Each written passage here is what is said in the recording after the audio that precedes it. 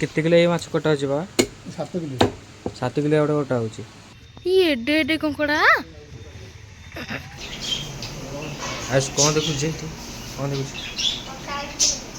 आ जो कॉलटा बे खोला है ताको बे को सुन नमस्कार जय जगन्नाथ मु आपण मन करे आयुष मास कच्चा आपण मन बहुत भले थे खुशी रे मु भी भले जाची मु भी खुशी रे आची आ मु गोटे न्यू ब्लॉग आन देची आसन देखिबा न्यू ब्लॉग हां हां ए वीडियो जदी भल लागे तो लाइक कमेंट सब्सक्राइब करिवे आ हां आ गोटे कथा बोली कहली होइछली कहबो एपड़ थिबा साइड रे थिबा बेल आइकन को धीरे के ना तो भी दियंतु आसन देखि हम न्यू ब्लॉग तो देखंतु एटा होची हम गां एटा होची माछ देखा आमर एठी कंकड़ा थुआई आउ एठी मम्मी अच्छी आउ एठी मम्मी मोर ठिया मम्मी कौन देखा भल ना कौन कह पाखे कथा ही मेडिसिन खाऊँ रेगुलर कर मेडिसिन कंटिन्यू कर सारापर दिन देह भल जना पड़े कौन होता आप जनइबे मेडिसिन खाए देहटा भल हिसाब से आपण मानक जनइबे कौन होता कौन भाई ठीक कल दिया जाऊँ ना कौन पानी पसी तो ओहो पानी जो बाहर नाला से जो ये तैयारी होबे आ मेकानिक डाक पड़ानी बाबा तैयारी करदे पानी भी अच्छी पूरे पानी बाहर पंख पानी कौन अच्छी बहुत सारे पंख आ जो कलटा खोला है ताको बे कटा होची भाई कटा होची कोन भाई हां ओहो तो नॉट देले हम खोली होनी ना पानी के जो कइलन तो पटिला पटेला से पटा पटा हैला एटा खोली गला एपटा खोलिलानी एपट काटिली भी कटुनी एडा को आ गोटे रहि गला ए गोटा को चारि गोटे चारटा देला गोटे दीटा खन कटि जो देओ तीनटा कटि गला तीनटा एटा खाली नटा खोली गला एटा खोली गला एटा नट खोलेला मैं आसी अब पानी भी बची दियो गोड़िया पानी बाहर पूरा गोड़िया पानी लाइन कटि जो माने पानी पिया को असुविधा देखो ना आम ए बस पड़ू खाइबा दीपरे भात आउ सादा डाली आउ माने कदली आ बैगण भजा आउ पियाज भजा आ शाग भाई भाई ये खाऊँ आ मुझे खाऊँ आ मम्मी से अच्छी मम्मी तू खाइबनी ओहो आठी आम खाऊँ आउ खाइबा बहुत बढ़िया है भाई ये खाऊँ आउ खाइदे कला भी तैयारी हो ना है हूँ भी तैयारी ना एटा कटा हो नटा खोलानी बोधे नटा कटा हो कारण केते वर्ष पूर्व यहाँ होता से पूरा जाम होता आज कौन देखु जे तू कौन देखु खोलला नट दिया नुआ नट तो हो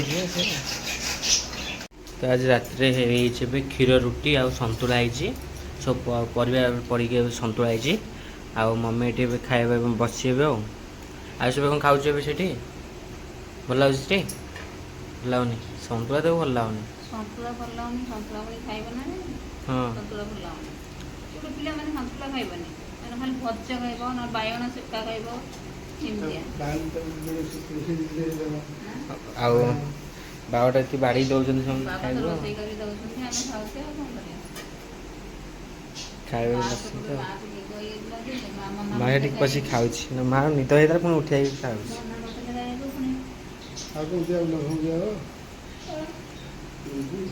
आज कौन दिया भोजी भोजी तो देखते बाबा साड़ू आसुँच मुझे भिडटा मारदे बाबा आसले ठीक माछ नहीं कि आसले आसुँच बाबा को माछ आन बाबा आज को माछ आन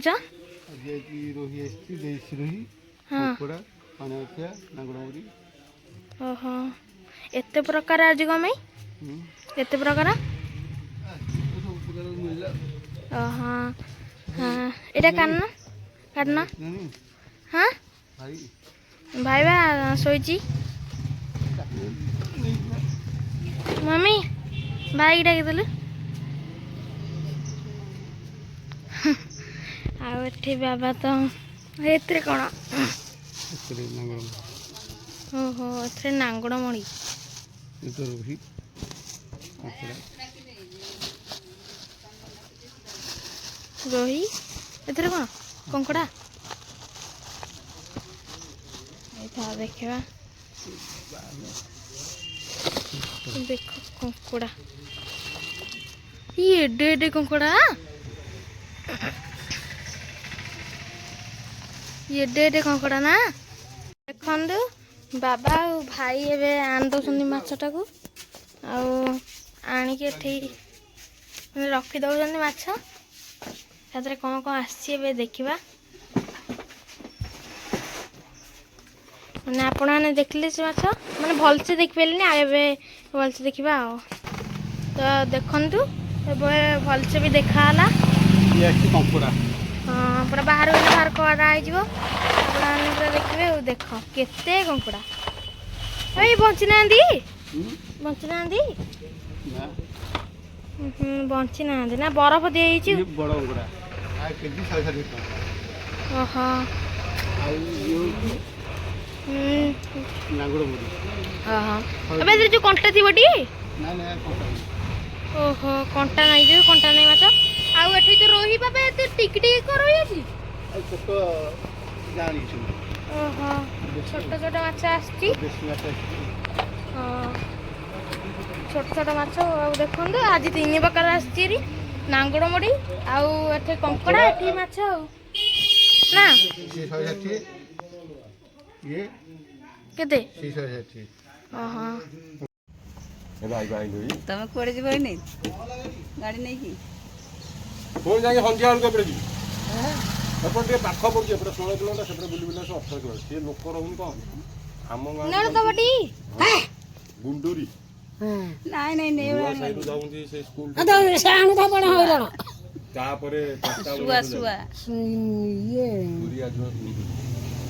ସିଏ ଯାଉଛି ଗାଁରୁ ସ୍କୁଲ ଠି ଠିଆ ହେଉଛି ସେଠୁ 3 ଜଣ ଆଉଛନ୍ତି ନୂଆ ସାହିରୁ ସେଠି ଯାଇକି କଣ୍ଟା ଆଣୁ ସେ ଗଲା ଆସିବ ସେପଟେ ଯାଉଛି। ମୋର ଏପଟେ ବାଟଟା କମ୍ ପଡ଼ୁଛି ଏପଟେ ଯାଉଛି 18 ଏପଟେ ଯାଉଛି 16।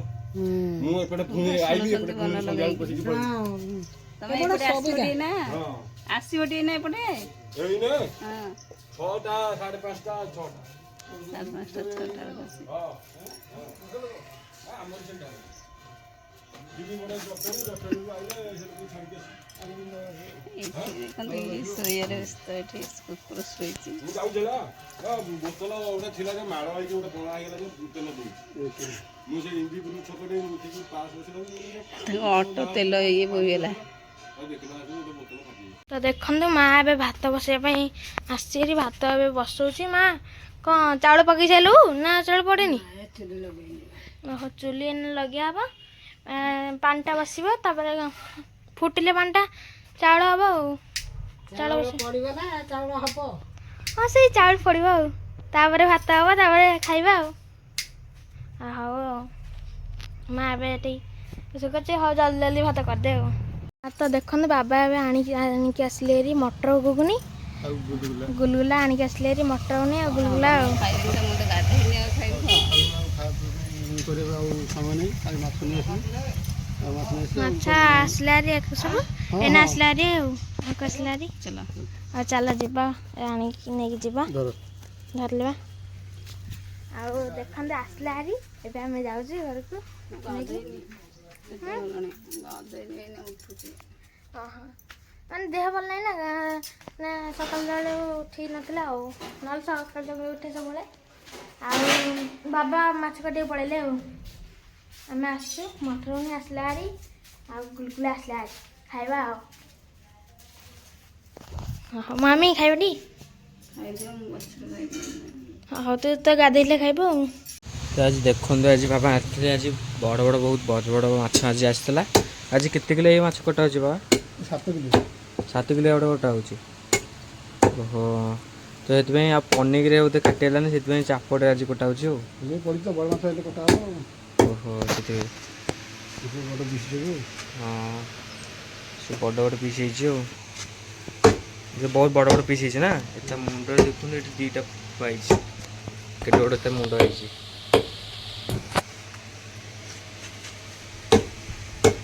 ଏଠି ଚାପଡ଼ରେ ଆରାମସେ କାଟି ହେଇଯାଉଛି ବଡ଼ ବଡ଼ ମାଛ ବୋଲି ଆଉ